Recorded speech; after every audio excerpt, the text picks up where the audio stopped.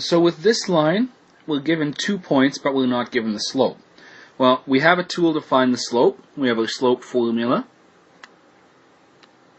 M is y2 minus y1. I'll call that negative 7 minus 8. Divide x2 minus x1, 6 minus negative 4. I end up with negative 15 on the top. And on the bottom, we have what is actually 6 plus 4, which is 10. We reduce it to negative 3 over 2. So now I have my slope.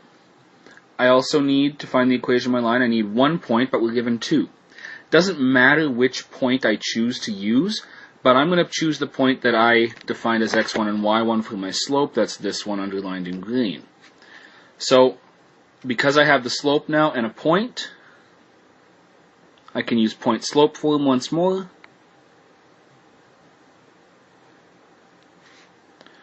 Y1 is now 8, m is negative 3 over 2, and x1 is negative 4, but I know that's going to turn out to x plus 4. Distribute that negative 3 over 2 into the bracket.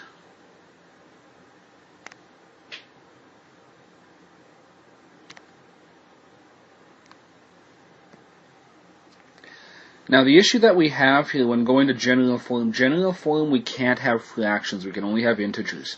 So I need to get rid of these fractions, and this is just as good a time as any to do it.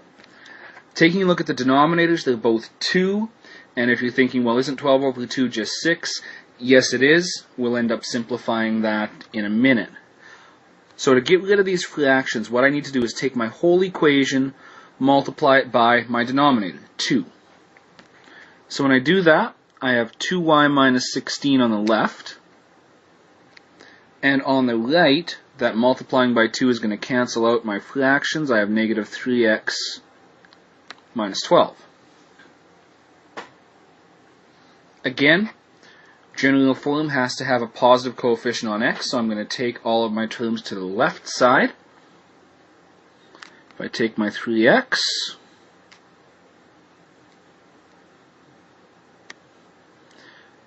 and we'll take the negative 12,